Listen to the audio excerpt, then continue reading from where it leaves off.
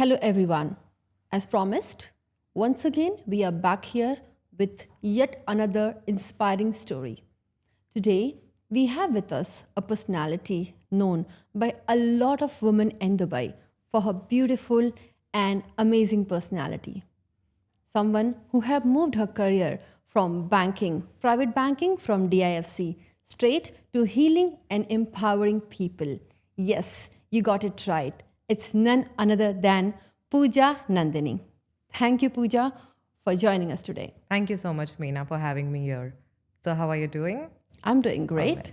So, Pooja, moving from private banking, DIFC, you literally move to altogether different profession, which is healing and empowering people.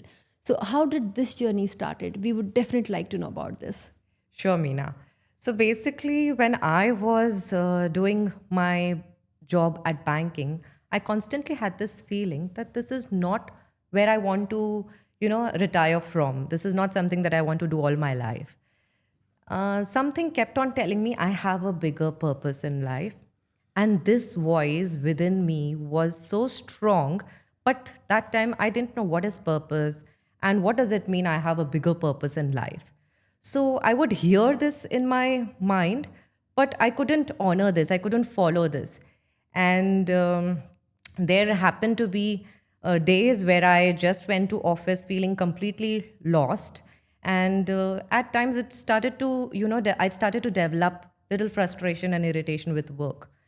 Though I was getting big fat salary, I was getting proper promotions, raise, everything was there for me to feel very happy. But yet there was some emptiness in me. I felt there was some lack of fulfillment. I'm not feeling as fulfilled as I should be working in Dubai with one of the private banking's rich Zurich one. Yet there was some emptiness. So when I did not hear or did not honor this voice within me, I didn't know how to. I ended up having n number of issues with my body. So, primarily, I got hit with my backache issue, which became very severe and chronic. And then, after healing, like I took some chiropractic and other therapy for it, but that was all temporary relief. Then, again, happened that my right hand completely got frozen. And that's when there was a deep sense of sadness within me. It created a lot of depression in me. Why is this happening to me? What does it mean?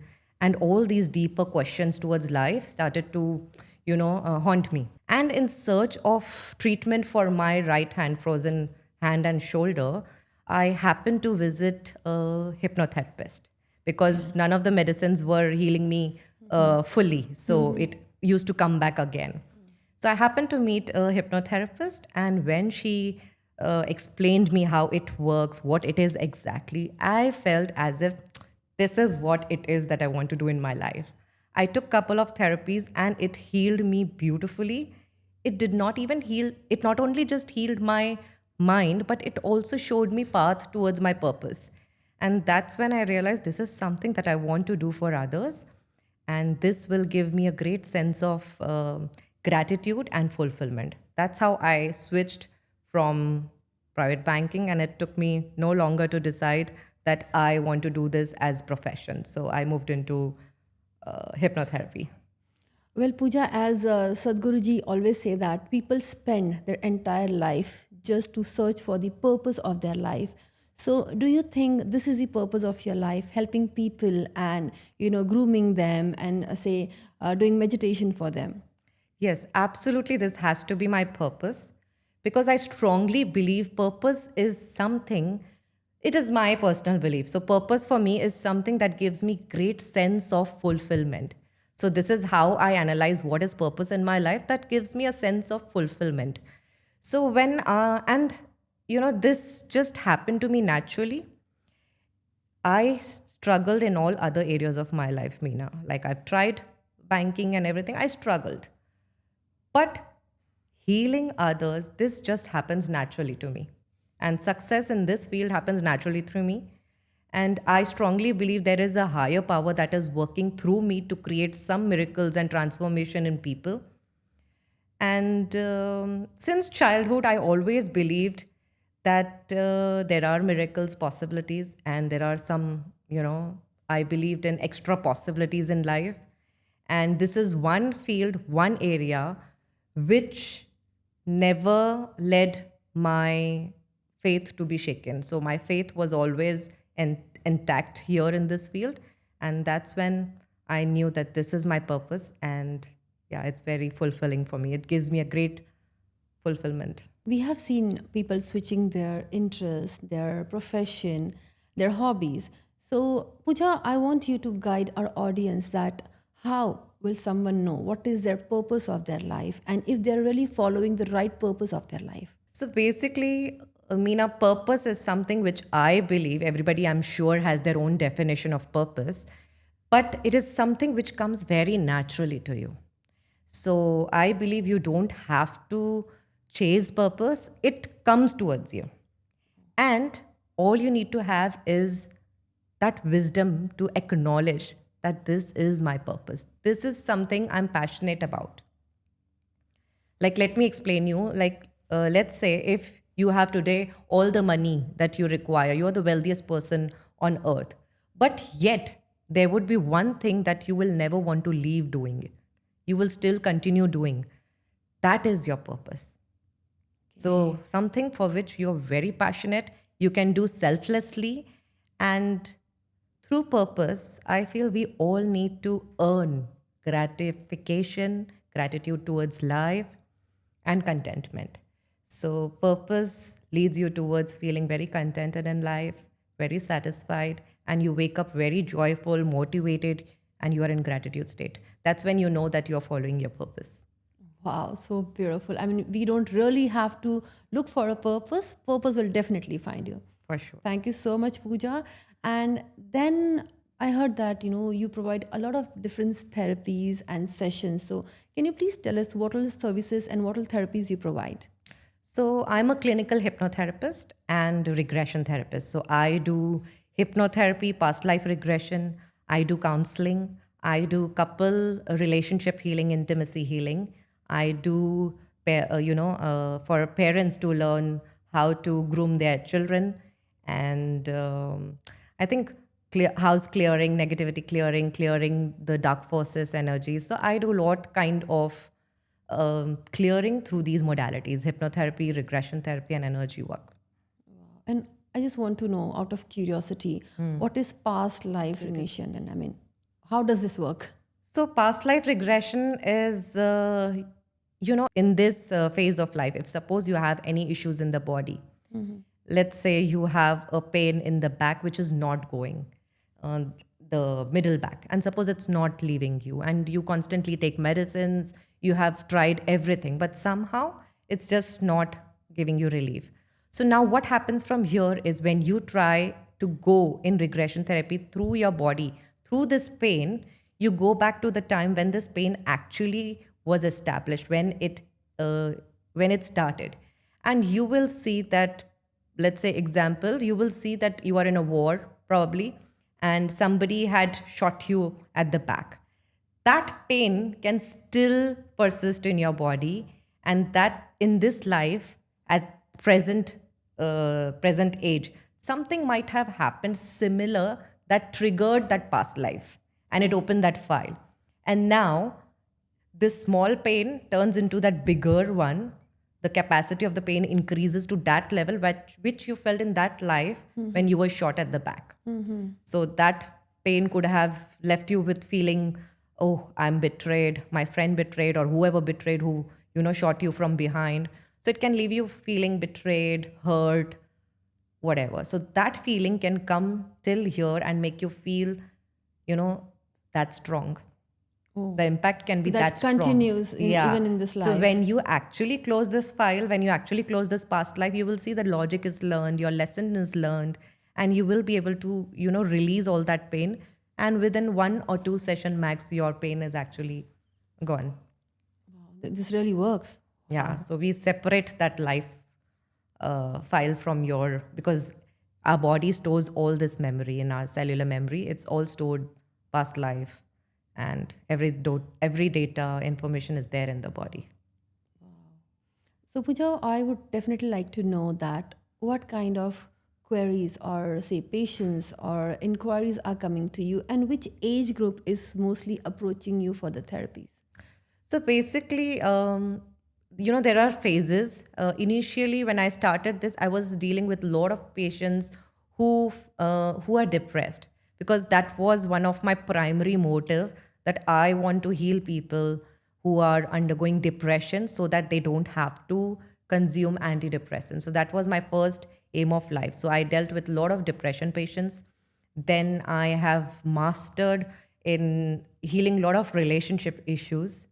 Besides, of course, when parent, the relationship even between the parent and the child is not in a harmonious state, I do help them to overcome and learn how to come out of that mother-daughter relationship if it is not, at ease. Then I also do clearing for the house, dark forces energies, if there are any, and if there is any death in the family. So there is a lot of grief that gets stored in the system, in this physical body. So I also help people with grief and financial issues, any kind of blocks that they feel. So diverse, basically. So even I have recently have got couple of clients where women are dealing with conception issues. So they are not able to conceive. And through this hypnotherapy and regression therapy, we have been able to reach to success of that. So it was a very gratitude moment for me when I was called in the hospital to hold that baby. That's so That happened. So beautiful. these are my experiences, which is pretty, I feel very good after doing this. So beautiful. So, Miss Pooja, because you're doing majors in body, mind, and soul, please give us one message for each part of this. Okay, so basically, I would want you to imagine, Meena, a car. Okay, so the body of the car is actually, let's say, our body. Okay, the driver is our mind. Okay. The engine is our soul. Now, this body is a messenger for us. We get messages through our body, and our body is very intelligent. If we listen to our body, we are guided towards our life path and life purpose. How is that possible? Every aches, every pain in the body is only aligning you with your life path. When you start acknowledging and listening to your body, what message it has for you, you will surely be seeing that you don't not only heal internally, but your external world changes for your good. And I would say, please take care of your body primarily, because this is the only medium through which you can experience joyfully on earth. So you have to maintain your body on top priority. Then let's talk about now mind. So mind is the driver, as I said. So, it has the ability, if your mindset is weak, if you are a weak mindset person, then what happens is you are easily manipulated by others. But if you have a strong mindset, then you become an inspiration for others to change naturally. Like, let's say one example, if somebody says, okay, you cannot do this, ye tumse nahi ho paega. A weak mind person will believe, oh, maybe I'm not good enough, I don't have these qualities, okay, I can't do, and starts to believe that ways. But a strong mind person, what will that person say? There is nothing that I cannot solve or do, right? So that person will take it like a challenge and will do even better in this and create some, new technicalities for others to follow. So this is mind. Now, lastly, when we talk about soul, soul is culmination of all the experience of your past lives, good, bad. Every information is stored in your soul. Every information is like a soul history. And now all the answers to your queries are inside your soul memory. So all you need to do is bring some stillness in your life, connect, align your mind, body, and soul, and then you will start getting messages from intuition. Your decisions will become much better. And when it is aligned completely, or you are living a perfect, functional, healthy life when all these three are aligned. I hope I'm I'm able to help you with understanding of mind, body, and soul. Definitely, it really helps a lot. And talking about maintaining your body, mind, and soul, we all know that you are a healer, you are into professional life, then taking care of the family, then also obviously you are a crown winner yourself, and now into fitness. Okay, and above all, you are the one giving a message that you really have to take care of body, mind, and soul. How do you manage this? What message will you give to all these people being multitasker and doing everything to the excel? Yeah, this is I think one thing very favorite and close to my heart. So I used to think maybe I can't do everything. I limited myself. I can't do everything maybe. But there came a point I realized no, we can actually master doing it all together. But how? So, um, I practiced to stay in a state of constant learning. So my mind and spirit has to be in a constant state of learning. And I try to learn new things, new activities at different times. It's fine. But time to time, something new has to come to me. And I strongly believe you don't have to literally get attached to one skill that you have learned. You learn a skill, master it, then you practice it. And you have to make sure you take out now time or create a space for a new skill to enter into your life. So, if you organize and manage your time this way, you are open to learning new things. And I would say that multitasking does not mean that you have to master everything and all at once. So, you have to do it step by step and create space and the will to learn what's next, what's coming next. So, that's how I yeah do all activities in different timings, but yeah, that's how I am a multitasking person, I can say. You're truly an inspiration, Pooja, for people who say, no, I'm busy doing this, I'm not able to focus on myself. And trust me, you're truly an inspiration for that. Thank you so much. Pooja, your couple intimacy sessions are really very famous in Dubai. And I have heard that a lot of couples got benefited from your sessions. Can you please tell our audience about it? Yeah.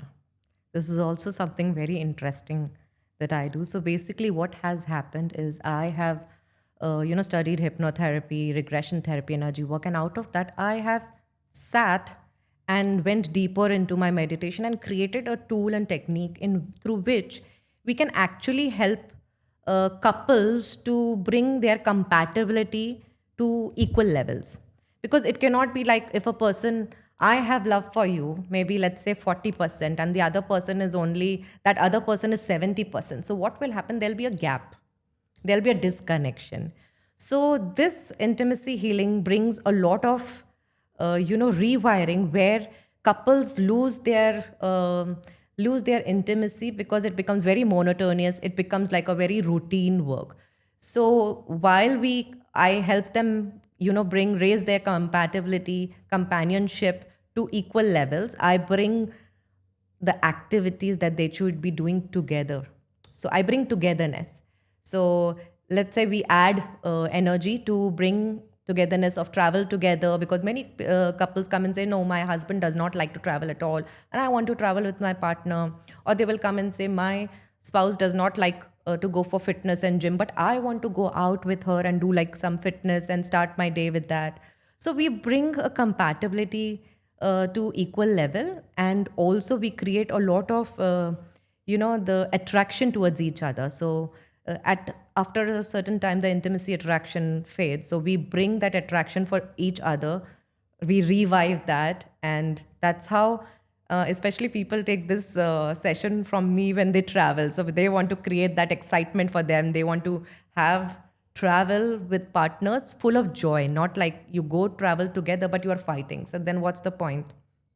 True, So true. people do it when they want to really spend good time with their partners and spouses, and they want to bring that bond in their life. So they choose to do at that time this therapy and sessions. And So, Miss Pooja, when you're taking these sessions with couples, how do you know that a relationship have already reached to the edge, and how do you judge it? yeah. So a relationship has reached its edge. You will know when the warmth of the relationship has turned cold, when respect has been replaced to hurt. Okay. And most importantly, when the we is now leaving the relationship and it's becoming I, me, myself, that's when you know that the relationship's soul is slipping away. So, this is my understanding of reaching to an edge. And Miss Pooja, how do you see divorce? Because now we are talking more on the couple counselings. So I wanted to know that how do you see these people who come to you during the divorce or after the divorce? Do you see divorce as an escape, or you count this as a form of self-love? Meena, divorce is not a weakness and it's not a failure. I feel sad that people nowadays still consider that a person is divorced, that means galti unhi ki hogi. So it feels very sad to hear this. But I feel divorce is actually a very courageous step where the person believes strongly in the bond of marriage and does not want to commit disloyalty in marriage and chooses to walk away. So I feel such person should be given more respect, and also knowing that it takes a lot of courage for a person to leave the marriage. It takes a person might have to rebuild itself.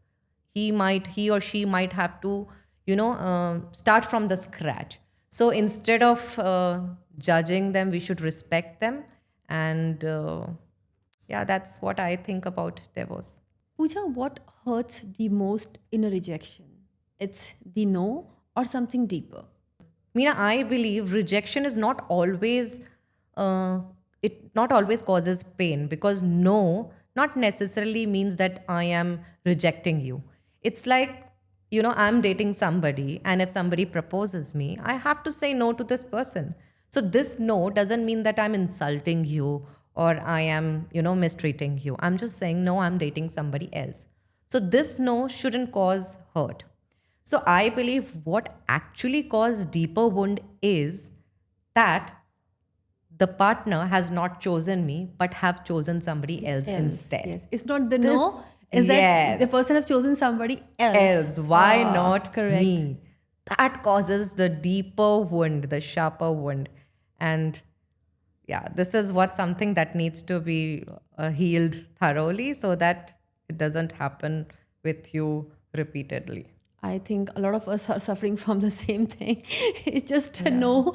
It's not a rejection, or it's not that somebody's trying to put you down. Is that somebody have already chosen somebody else and chooses not to cheat, right? Yeah, true.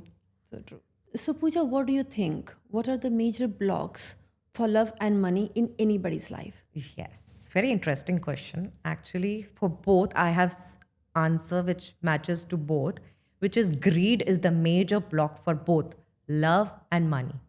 When we already have something, or and we feel less grateful and we want more and more and more, so the greed actually pushes it away. Second is selfish. When we want only for myself, I want love, I want money for me, me, me. This also pushes love and money away.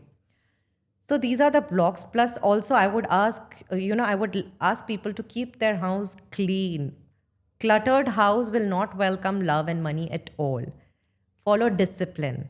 And what qualities should a person have to actually invite or manifest love and money is determination, consistency, and perseverance. If you have these three qualities, then you will be the richest person. I hope you all are listening, guys. Let's start following it. Yeah. Pooja, because you're here, I would definitely like to use this opportunity to ask you one personal question. Absolutely. Being a mother, most of my friends, they know that I'm very, very concerned about whether I'm a good mother, or me and my husband are doing the right job, we are doing the right parenting, or say my kids, especially my son is growing, he's a 13, a teen boy. So this is my major concern, that whether I'm doing right parenting and my kids are going into the right direction. Interesting. Yeah, this is a very good question, and I think this will give message to all the parents. So let's say if a mother or a father falls sick for a couple of days, and if you think that your children will come forward to take the responsibility, will care for you, will give you nurturing, will give you affection. If they do that, that means you have raised kids with a lot of love, care, and affection. But if they don't do that, it is a gentle reminder that I need to work on these qualities in myself. Because children see what you do and they imitate what you do. So they will reciprocate what is given to them. They are a mirror reflection of parents. And I believe that these are the qualities that we have to instill in them.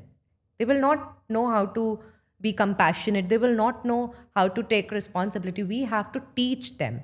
And the best way is, I believe, if your kid is 7 and above, you should start giving them small activities like taking care of a plant. While you take care of a plant, it builds a lot of nurturing in you. So feeding a pet, or give them the responsibility to take care of elder person, go help them.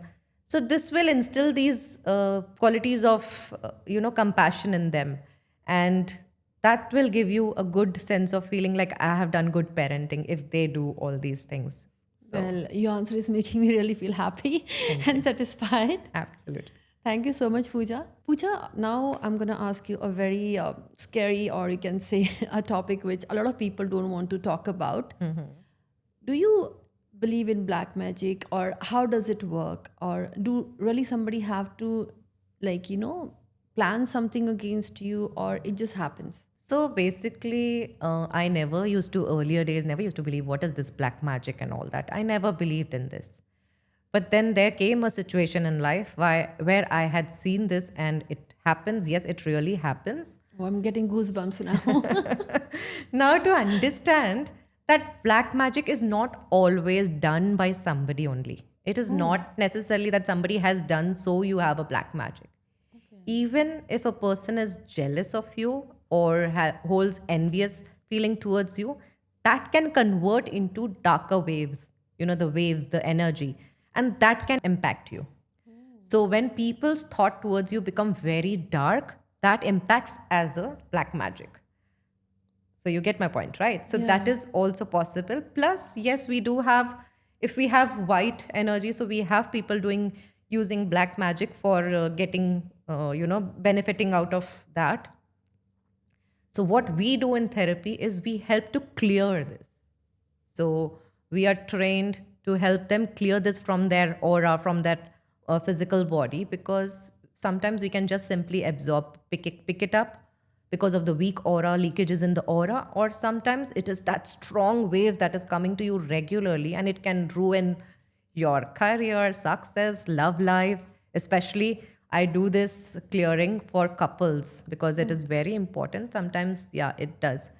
And usually, black magic is having an emotion behind it. It will be like very strong negative wave. So once we clear that, the person feels quite relieved.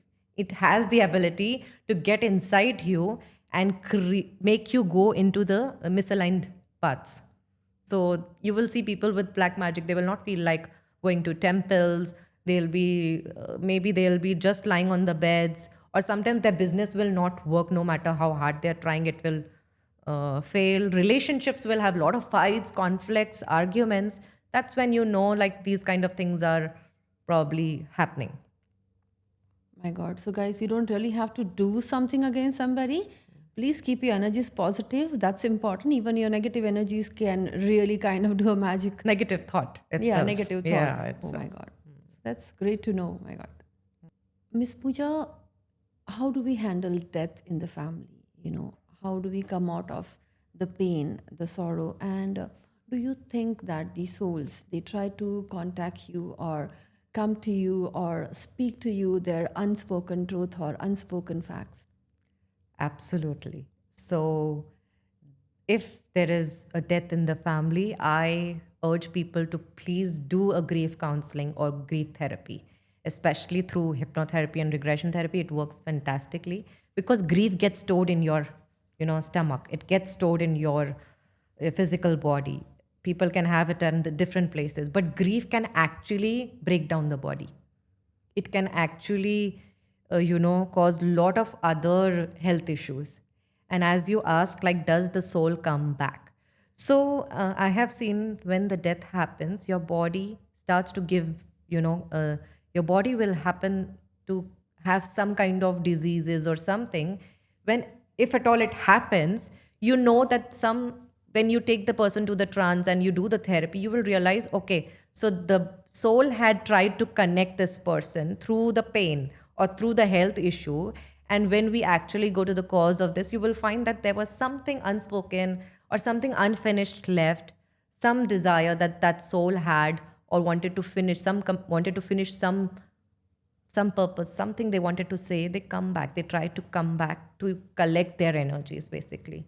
So unless they are fully in their energy, they also do not get access to light. It is said like that. As we all know that recently there was a count done, and in India especially, the Kerala was the state with maximum extramarital affairs, and then Mumbai being a very modern city, Mumbai was nowhere in the top 12 also.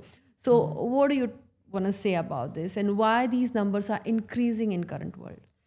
So basically, I would say that people have nowadays less tolerance towards each other.